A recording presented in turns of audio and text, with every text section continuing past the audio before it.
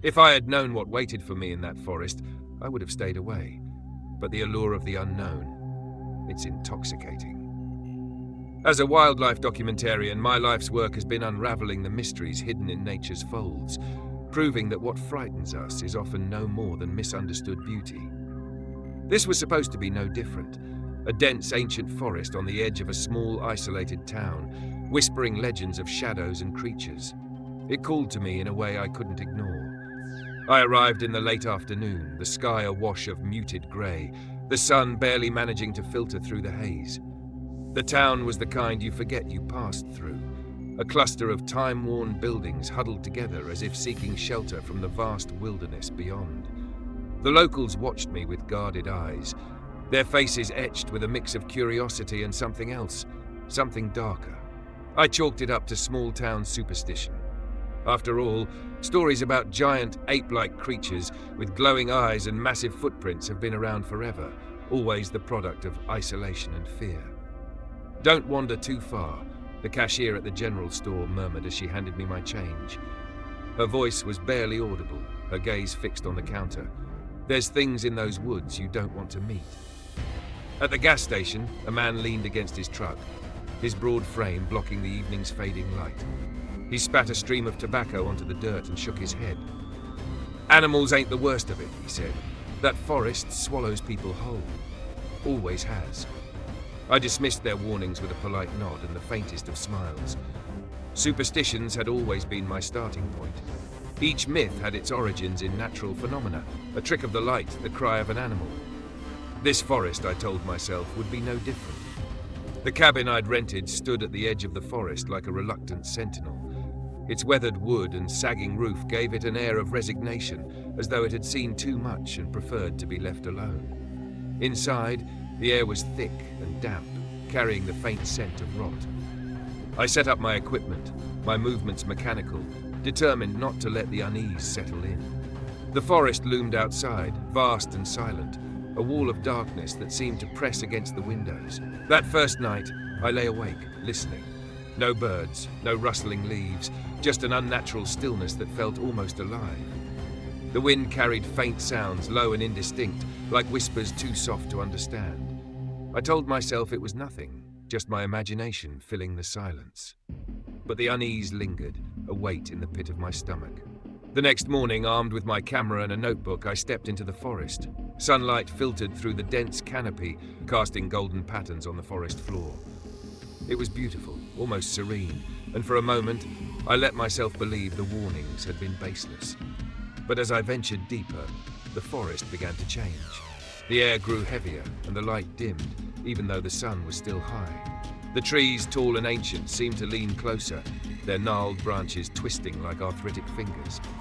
A few miles in, I found the first footprint. It was enormous, far larger than any animal native to this region. Pressed deep into the soft earth, its edges were sharp and fresh. I crouched down, my camera clicking as I documented every detail. My rational mind scrambled for explanations. Erosion, an optical illusion, a prank. But the unease that had followed me since I arrived sharpened into something closer to fear. Then I heard it, a low, guttural sound, faint and distant but unmistakable. Not a growl, not quite a moan, something in between. My heart raced as I scanned the trees, searching for movement, but there was nothing. The forest stood still, as though it too was holding its breath. I told myself it was just an animal, something mundane. But the sound stayed with me, echoing in my mind as I pressed on. As the hours passed, the forest grew stranger. Rocks were piled in deliberate patterns, small cairns that seemed too precise to be natural. Symbols carved into tree trunks appeared at irregular intervals, their jagged lines foreign and unsettling.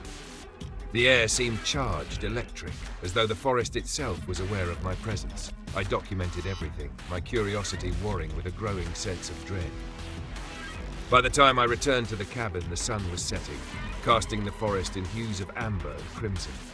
Reviewing the day's footage, I found nothing to ease my mind. The symbols, the footprints, the cairns, none of it made sense. That night, the whispers returned, clearer now, like words spoken just beyond the edge of comprehension. I tried to sleep, but every creak of the cabin, every rustle of the wind set my nerves on edge. The second day began much like the first. The sunlight felt weaker, the forest darker. The unease from the day before had burrowed deep, rooting itself in my chest. I ventured further, driven by a mix of determination and a need to understand. The footprints appeared more frequently now, each one larger and more defined than the last. The symbols, too, grew in number and complexity, their jagged lines forming patterns that seemed almost deliberate. Then I found the tree. Its bark had been stripped in long, jagged streaks, the marks too high and too deep to be the work of any known animal. Surrounding its base were more cairns, arranged in concentric circles. I filmed everything, my hands trembling as I adjusted the focus. The forest felt alive, its silence heavier, pressing down on me like a physical weight. I couldn't shake the feeling that I was being watched. By midday, I stumbled upon another footprint. This one was surrounded by shallow grooves in the dirt, markings that resembled symbols I'd seen before.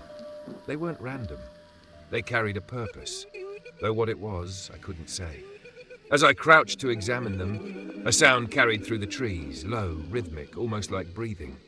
I froze, every instinct screaming at me to run, but I stayed, my camera capturing every detail. When I finally returned to the cabin, the sun had dipped below the horizon, and the forest was bathed in shadows. Reviewing the footage, I felt no closer to understanding. If anything, the patterns and symbols seemed to mock me, their meaning just out of reach. That night, the whispers grew louder, filling the cabin with their presence. Sleep was impossible. I lay in the dark, staring at the ceiling, listening to the faint, rhythmic thudding that seemed to come from the forest itself. By dawn, I was more determined than ever. I needed answers. The forest, with all its secrets, had become an obsession, a puzzle I was desperate to solve. But as I ventured deeper that day, a new thought took root. What if the warnings had been more than superstition? What if the forest was not just a place, but something more? Something alive, aware, and malevolent? I told myself I didn't believe in such things, but with every step, every new discovery, every faint sound that didn't belong, my resolve began to waver. The forest wasn't just a collection of trees and shadows. It was something else. Something watching. Something waiting. The second day began with a heavy stillness, the kind that wraps itself around you and sinks into your bones. The forest's beauty had faded overnight, replaced by something darker, more foreboding. The sunlight barely penetrated the dense canopy, and even the air felt different, thicker, as though it was pushing back against my presence. The footprints appeared earlier that day, larger and deeper than the ones I'd seen before. They led me off the path I'd marked on my map, drawing me further into the forest's depths. Each step felt deliberate, the ground yielding beneath massive weight. I followed them, unable to resist the pull of discovery despite the gnawing unease in my gut. The silence around me was oppressive, broken only by the occasional groan of tree branches swaying in the faintest breeze. It wasn't long before I found the first totem. It was crude but deliberate, constructed from sticks and bound with what looked like frayed twine. Feathers and tufts of fur dangled from its limbs, swaying gently as if moved by an unseen force.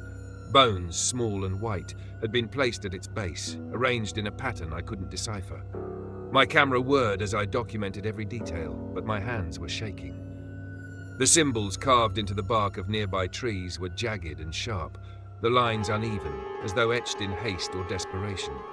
They felt wrong, out of place, and yet they seemed to belong here in a way I didn't. The whispers began shortly after, faint at first, carried on the wind like a distant conversation. I couldn't make out the words, but they filled me with a sense of dread that tightened my chest. I turned in circles, searching for their source, but the forest was empty, the trees standing like silent witnesses to my growing fear.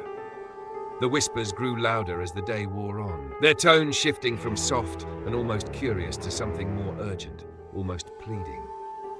It was as though the forest itself was trying to tell me something, but the message remained frustratingly unclear. Around midday, I stumbled upon a clearing. The light here was dim and green, filtered through the dense canopy overhead. At its center stood another totem, taller and more intricate than the first. This one was adorned with fresh feathers, their edges darkened as though burned, and its base was surrounded by small stones, etched with symbols similar to those I'd seen on the trees. I crouched to examine them, my fingers hovering just above the rough surfaces. The air around the totem felt colder, and for a brief moment I thought I heard a low hum emanating from it, faint but undeniable. I didn't notice the old man until he spoke. His voice was rough, like the scrape of rocks grinding together. "You shouldn't have come." I turned to see him standing at the edge of the clearing, leaning on a crooked staff. His face was gaunt, his eyes sunken and hollow, but they burned with an intensity that pinned me in place. "Who are you?" I asked, my voice trembling despite my attempt to sound composed. He didn't answer, not at first. Instead, he gestured toward the totem with a nod of his head. "That's not for you," he said. "It's for it." I pressed, my curiosity overriding my fear. He sighed, his shoulders sagging, as though the weight of his words was too much to bear. "The forest doesn't like being watched," he said, "and neither does what's in it." His words sent a chill down my spine, but before I could ask more, he turned and disappeared into the trees, his figure swallowed by the shadows as though he'd never been there. I stood frozen, his warning echoing in my mind. The forest doesn't like being watched. The thought unsettled me more than I cared to admit, but I pushed it aside and pressed on, telling myself that fear was a natural reaction to the unknown, nothing more. The forest grew darker as I ventured deeper, the trees closing in around me. The symbols carved into their trunks became more frequent, their lines sharper, angrier. The whispers returned, louder now, overlapping until they became a cacophony that made my head throb. I tried to tune them out, to focus on the path ahead, but it was becoming harder to tell where the path ended and the forest began.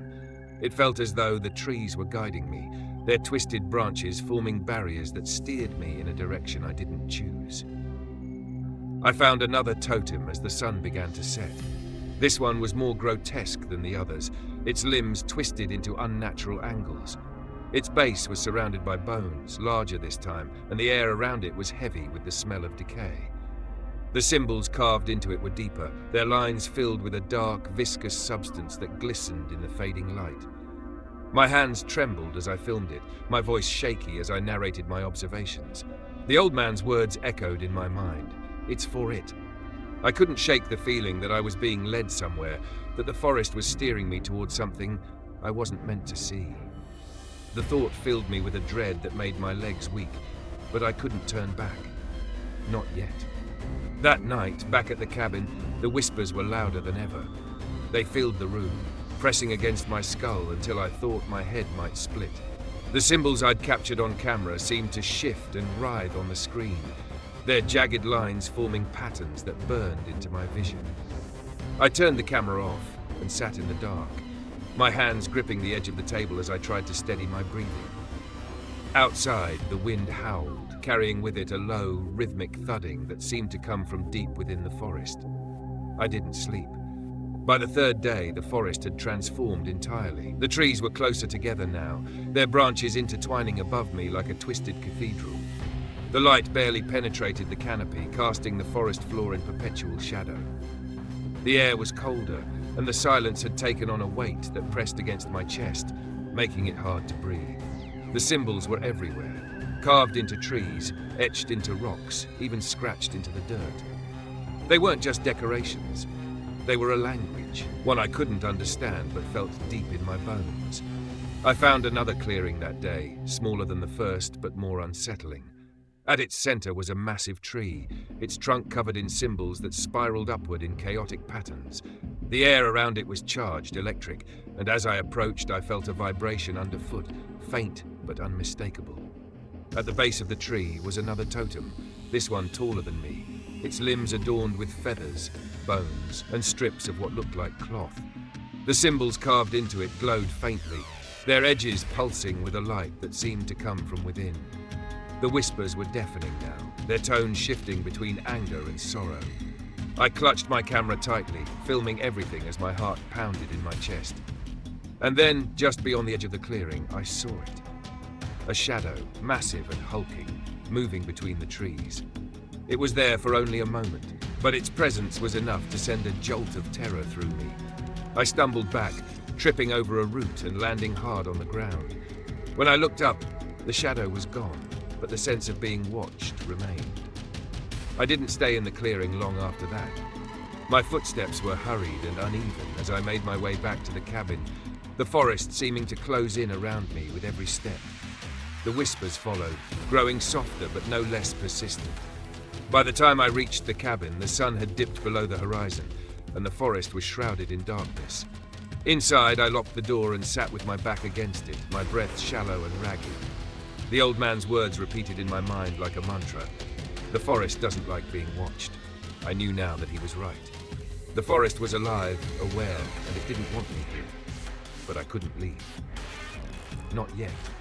Not until I understood what it was trying to tell me, or what it was leading me toward. The thought terrified me, but it was also the only thing that kept me going. The forest had its secrets, and I was determined to uncover them, no matter the cost.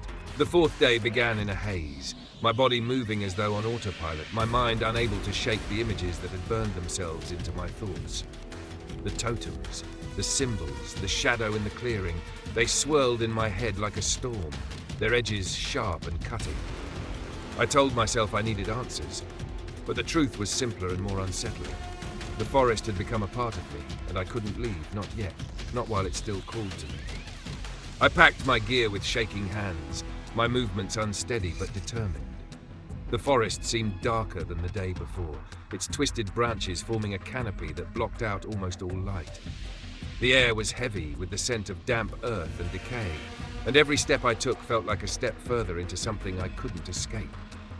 The symbols were everywhere now, carved into trees and etched into stones. They were more complex than before, their jagged lines overlapping and twisting in ways that made my head ache if I stared too long. I tried to document them, but the images on my camera didn't capture the faint glow they seemed to emit, a pulsing light that shifted just beyond the edge of perception. I felt as though they were watching me, their presence a silent judgment I couldn't ignore. It was late morning when I found the cave. The entrance was almost hidden, obscured by a dense thicket of brambles that tore at my clothes and skin as I pushed through. The opening was a jagged gash in the earth, dark and uninviting, but I felt drawn to it, compelled by something I couldn't name. The air around it was colder, carrying a faint metallic tang that clung to the back of my throat. Symbols covered the rocks framing the entrance, their lines deeper and more chaotic than any I'd seen before. I stepped inside, my flashlight barely cutting through the oppressive darkness. The walls were rough, their surfaces slick with moisture. Symbols were carved into every inch of stone, their lines overlapping in a chaotic web that seemed almost alive. The air was thick and damp, and the faint hum I'd felt before was stronger here, vibrating through the ground beneath my feet and into my chest. At the center of the cave was an altar. It was a flat slab of stone, its surface stained dark with something I didn't want to identify. Surrounding it were totems, larger and more intricate than any I'd seen before. Bones, feathers, and strips of cloth adorned them, their grotesque forms casting jagged shadows on the walls. I approached the altar slowly, my heart pounding in my chest. The hum grew louder with every step, distorting into something like whispers, faint and disjointed, but unmistakably there. I reached out, my fingers brushing the cold surface of the stone. The whispers surged, their voices overlapping in a cacophony that filled my head and made my vision swim. Images flashed before my eyes, symbols twisting and rearranging themselves, trees writhing like living things, and a pair of burning eyes watching from the darkness. I stumbled back, gasping for air, the whispers fading into the faint hum once more. That was when I saw it, a shadow at the edge of the light, massive and hulking, its form impossibly fluid. It didn't move, didn't make a sound, but I could feel its gaze, heavy and unrelenting. My flashlight flickered, the beam struggling against the oppressive darkness. When it steadied, the shadow was gone, but the sense of being watched remained. I fled the cave, my breath coming in short, ragged gasps. The forest outside seemed darker, more alive, its twisted branches reaching for me as I stumbled through the underbrush. The symbols on the trees glowed faintly, their lines sharper and more defined than before. The whispers followed, louder now, their tone shifting between anger and desperation. It felt as though the forest itself was screaming at me, its voice echoing in my head. When I finally reached the cabin, I collapsed against the door, my body trembling with exhaustion and fear. The whispers didn't stop, their presence filling the room like a living thing. I tried to block them out, to focus on the footage I'd captured, but the images only deepened my unease. The symbols on the altar, the shadow in the cave, they didn't belong. They couldn't belong. That night, the growls began. Low and guttural, they reverberated through the cabin, shaking the walls and rattling the windows. They circled the cabin, moving closer with each pass, their rhythm deliberate and unrelenting. I clutched my flashlight and knife, my hands trembling as I strained to hear. The growls were unlike anything I'd ever heard, deep and resonant, vibrating in my chest like the strike of a colossal drum. They weren't animal. They couldn't be. Morning brought no relief. The ground outside the cabin was littered with bones and stones arranged in deliberate patterns, their shapes too precise to be natural. Symbols were scratched into the dirt, their lines jagged and uneven. I documented everything, my hands shaking so badly that the images came out blurred. The forest felt closer now, its presence suffocating, pressing against me from all sides. I ventured back to the cave that afternoon, driven by a mix of fear and determination. The entrance seemed darker, the air colder, and the hum louder. Inside, the altar was unchanged, its surface stained and its surroundings littered with totems. But the whispers were different. They were clearer now, their voices distinct but overlapping, their words just out of reach. I traced the symbols on the altar with my fingers, their lines burning into my skin like fire. The whispers surged, their voices rising to a deafening roar, and for a moment I thought I heard my own name. The shadow returned, larger and more defined than before. Its form was massive, its movements impossibly fluid, like smoke given shape. Its eyes burned like twin embers, their gaze piercing through me. I couldn't move, couldn't breathe, as it loomed closer, its presence filling the cave. The whispers faded, replaced by a deep resonant growl that shook the very air around me. The creature didn't attack, didn't move beyond the edge of the light, but its presence was enough to send me fleeing into the forest once more.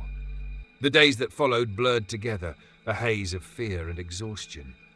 The forest had changed again, its paths twisting and looping back on themselves, its trees forming barriers that steered me toward the cave no matter which direction I took. The symbols were everywhere, their lines sharper and more deliberate, their presence inescapable. The whispers followed me constantly, their voices a constant reminder that I wasn't alone. By the 6th day, I knew I couldn't leave. The forest wouldn't let me. The symbols burned behind my eyes, their patterns etched into my thoughts like scars. The shadow haunted my every step, its presence a constant weight that pressed against my chest. I wasn't just in the forest anymore. The forest was in me, its voice, its presence, its secrets, and I couldn't escape it, no matter how far I ran. The 7th day began with a storm. Not the kind that brings rain and wind, but something deeper, something that resonated in the very fabric of the forest. The air was electric, charged with an energy that made my skin prickle and my breath come in short, shallow gasps. I knew I couldn't avoid it any longer. The forest wasn't just waiting for me, it was calling me. I packed what little I could carry and set out, the paths twisting and shifting beneath my feet, as though the forest itself was guiding me. The symbols carved into the trees glowed faintly, their jagged lines pulsating in time with the rhythmic thudding that seemed to emanate from deep within the woods. The sound wasn't loud, but it was persistent, vibrating through the air and into my bones. It felt like a heartbeat, steady, deliberate, and unrelenting. The clearing came into view suddenly, as though it had been hidden until the moment I was meant to find it. At its center stood the massive stone, its surface slick and glistening despite the lack of rain. The symbols etched into it were more intricate than any I'd seen before, their lines twisting and overlapping in patterns that defied logic. Around the stone were totems, their grotesque forms swaying gently in the still air, as if moved by an unseen force. I approached the stone cautiously, my every step accompanied by the growing hum that filled the clearing. It wasn't just a sound. It was a presence, pressing against my skin and wrapping itself around my thoughts. The symbols on the stone pulsed with a light that seemed to seep into my vision, burning themselves into my mind even when I closed my eyes. I reached out, my hand trembling as my fingers brushed the cold surface. The moment I touched the stone, the hum erupted into a cacophony of whispers, voices overlapping and twisting into a symphony of chaos. Images flooded my mind. The forest alive and writhing, the creature's burning eyes, the symbols rearranging themselves into patterns that felt like they carried meaning just beyond my grasp. The ground beneath me seemed to shift, the air growing colder as the whispers grew louder, filling every corner of my consciousness. And then it appeared. The creature emerged from the shadows at the edge of the clearing, its massive form shrouded in darkness that seemed to ripple and shift with every step. Its eyes burned like twin embers, their gaze locking onto mine with an intensity that froze me in place. The ground trembled beneath its weight, each movement deliberate and predatory. It didn't roar, didn't growl, it didn't need to. Its presence was enough to fill the clearing with a sense of dread so profound it made my chest tighten. The creature stopped a few feet from the stone, its head tilting slightly as though studying me. The whispers faded, replaced by a deep, resonant growl that vibrated through the air. My hand remained on the stone, the symbols beneath my fingers pulsing in time with the thudding that now felt like it was coming from the very earth itself. I knew, somehow, that the stone was the key, that it was the only thing standing between me and whatever fate the forest had in store. I traced the lines of the symbols with my fingers, their edges burning into my skin like fire. The growl grew louder, the creature's form shifting and contorting as though it was fighting against some unseen force. The air around me grew colder, the hum rising to a deafening roar that drowned out all other sounds. The totems swayed violently, their grotesque forms casting jagged shadows across the clearing. The creature lunged, its massive claws slicing through the air as it charged toward me. But as it neared the stone, the symbols flared brightly, their light piercing through the darkness like a blade. The creature recoiled, its growl turning into a roar of fury that shook the ground. It circled the stone, its movements erratic and desperate, as though searching for a way to break through the barrier that held it at bay. The whispers returned, louder and more insistent, their tone shifting from chaos to something that felt almost like guidance. They weren't just voices, they were instructions, a language I couldn't understand but felt compelled to follow. My fingers moved instinctively, tracing the lines of the symbols in patterns that seemed to flow from some part of me I didn't recognize. The creature roared again, its form flickering and shifting like a flame caught in a gust of wind. Its eyes burned brighter, their light searing into my vision as it lunged once more. This time, it came closer, its claws striking an invisible barrier that sent shockwaves rippling through the clearing. The stone flared brighter, its light enveloping me in a cocoon of searing heat and blinding brilliance. And then it was over. The creature's form shattered like glass, fragments of darkness scattering into the air before dissolving into nothingness. The light from the stone faded, the symbols dimming until they were no more than faint lines etched into its surface. The whispers fell silent, the clearing descending into a stillness so profound it felt almost suffocating. I stumbled back, my legs weak and unsteady as I tried to catch my breath. The forest around me was silent, its oppressive presence lifted, but not entirely gone. The totems lay broken on the ground, their grotesque forms reduced to splinters and fragments. The stone remained, its surface cool and lifeless, the symbols etched into it now inert. I knew the creature was gone, but the forest's hold on me remained. I could feel it in the air, in the earth beneath my feet, in the way the trees seemed to lean toward me as I made my way back to the cabin. The whispers were gone, but their echo lingered, a faint reminder that the forest was not finished with me. Back at the cabin, I sat in the dark, the events of the day replaying in my mind like a nightmare I couldn't wake from. The creature was gone, but its presence remained, a shadow that loomed over me, refusing to fade. I knew I had survived, but I also knew I had been marked. The forest had seen me, and it would not forget. It never would. I left the forest, but it did not leave me. Every mile I put between myself and that place felt hollow, like a thread pulling tighter with each step. By the time I reached the nearest town, my limbs were heavy, my breath shallow, and my thoughts consumed by the events that had unfolded. I convinced myself that distance would bring clarity, that the hum and the whispers would fade if I could just escape the shadow of the trees. I was wrong. The first night back in civilization, I barely slept. The bed in the motel was clean and soft, but it felt alien, as though I didn't belong in it. The walls were too thin, the air too still. I lay there staring at the ceiling, my ears straining for sounds I knew wouldn't come. But then they did. Faint at first, almost imperceptible but unmistakable. The whispers. They crawled into my mind, filling the silence with their dissonant melody. I covered my ears, but it made no difference. They weren't coming from outside. They were inside me. The next day, I drove for hours, the road stretching endlessly before me. Towns and cities passed by in a blur, each one more distant from the forest than the last. But no matter how far I went, the forest was there. I saw it in the shadows cast by buildings, in the gnarled branches of urban trees, in the patterns of cracks in the pavement. The symbols appeared first on the edges of my vision, fleeting and faint. But soon they were everywhere. Scratched into the paint on my car door, etched into the condensation on my rearview mirror, scrawled in the dust on the motel windows. I tried to ignore them, to tell myself they were tricks of my mind, but the hum that accompanied them was real. I could feel it vibrating through my skull, shaking me to my core. When I finally returned home, I thought I'd find solace. My apartment felt cold and sterile, as though it had been abandoned for years rather than weeks. The symbols were waiting for me there, carved into the wood of my desk, scratched into the walls of my bathroom, even burned faintly into the glass of my windows.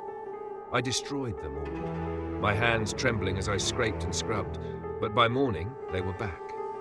More intricate, more precise, as though mocking my attempts to erase them. I tried to resume my work, to lose myself in the routines of normal life, but it was futile. The whispers followed me everywhere, growing louder when I was alone, their tones shifting between anger and sorrow. The symbols appeared in places I couldn't avoid, on my computer screen, in the pages of books I tried to read, even in the patterns of my own handwriting. The forest wasn't just haunting me, it was inside me, carving itself into every aspect of my existence. I stopped leaving the apartment. The outside world felt too exposed, too full of shadows that moved when I wasn't looking. The whispers grew bolder, speaking words I couldn't quite understand, but that filled me with a sense of dread, so profound it left me paralyzed. My nights were filled with dreams that weren't dreams, where the forest stretched endlessly before me, its twisted branches clawing at the sky. The creature's eyes burned in the distance, twin embers that followed me wherever I went. The symbols glowed faintly, their patterns shifting and twisting into shapes that felt like they held some terrible meaning I could never grasp. The carvings began to change. At first they were small, almost innocuous, but as the days passed they became larger, more intricate. One morning, I woke to find a massive symbol carved into my living room floor, its jagged lines cutting deep into the wood. I traced it with my fingers, my breath catching as the hum returned, stronger than ever. It resonated through my chest, my bones, my very thoughts, a constant reminder that the forest wasn't done with me. I stopped eating, stopped sleeping, stopped trying to resist. The whispers had become my only companions, their voices blending into a symphony of despair and inevitability. The forest didn't need trees or shadows to reach me. It was here, in the walls, in the air, in the beating of my heart. The creature's eyes haunted my every waking moment, and even when I closed my eyes, I could feel its presence, waiting just beyond the edges of my perception. I've tried to make sense of it all, to piece together the meaning of the symbols and the whispers, but the more I try, the more fragmented my thoughts become. The patterns shift and change, defying any attempt at understanding. It's as though the forest is alive, constantly rewriting itself, its secrets always just out of reach. I've filled notebooks with sketches and notes, but they're incoherent, a mess of jagged lines and desperate scrawls. The only constant is the feeling of being watched, of being pulled back towards something I can't escape. I've begun to hear the hum even in my own heartbeat, a steady rhythm that matches the thudding I heard in the forest. It's as though the forest has synchronized itself with me, its presence an inescapable part of who I am now. I've stopped fighting it. I don't think I can anymore. The forest has claimed me, and no amount of distance or resistance will change that. If you're listening to this, take it as a warning. Don't go into the forest. Don't follow the symbols or listen to the whispers. They'll call to you, just as they called to me, but they'll never let you go. The forest doesn't forget, and it doesn't forgive. It's waiting, always waiting, for the next one to step into its shadow. And when it finds you, you'll never truly leave. Just as I never did. The forest is silent now, but it's the kind of silence that's heavy, oppressive. It presses against my chest and wraps around my thoughts like a vice. I've stopped trying to understand it. Understanding doesn't matter anymore. What matters is that I'm still here, even though I know I shouldn't be. Not really. I've lost track of the days. Time doesn't feel the same now, not since the symbols started appearing in my dreams. They're not fleeting images anymore. They're carved into my mind, their lines glowing faintly even when I'm awake.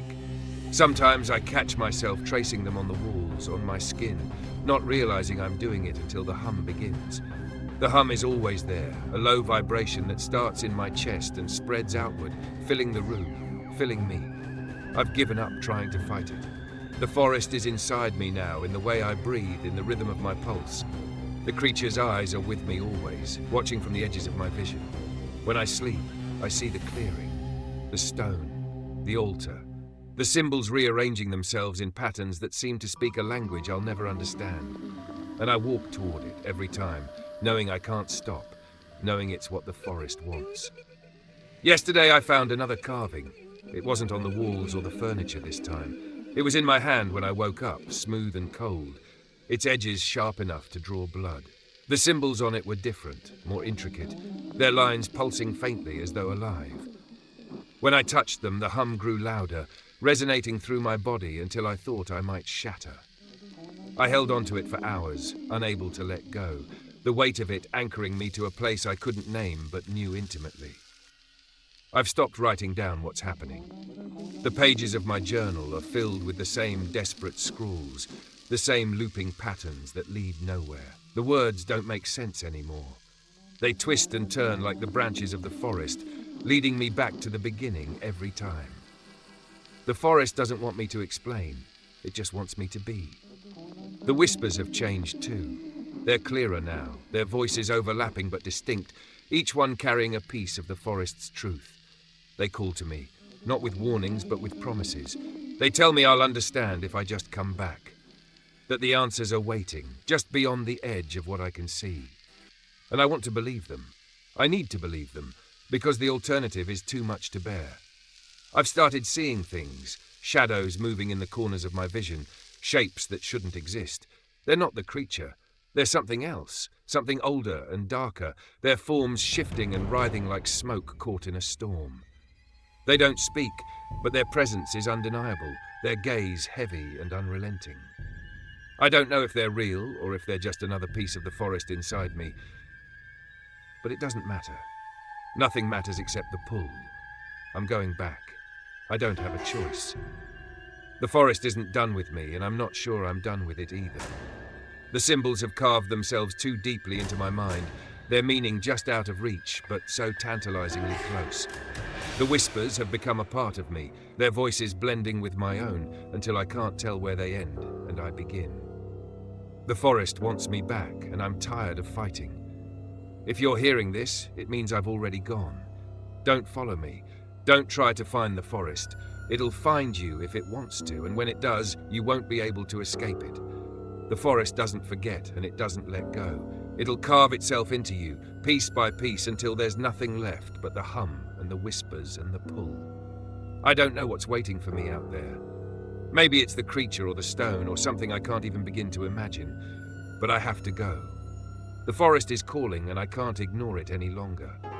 Maybe I'll find answers. Maybe I won't. Maybe it doesn't matter. What I do know is this: the forest isn't just a place. It's alive, it's watching, and it's waiting. If you're smart, you'll stay far away. But if you're like me, if the whispers find you, if the symbols start to appear, then you'll know. You'll feel the pull. And when it takes you, you won't be able to stop it. None of us can. The forest doesn't forgive, and it doesn't forget.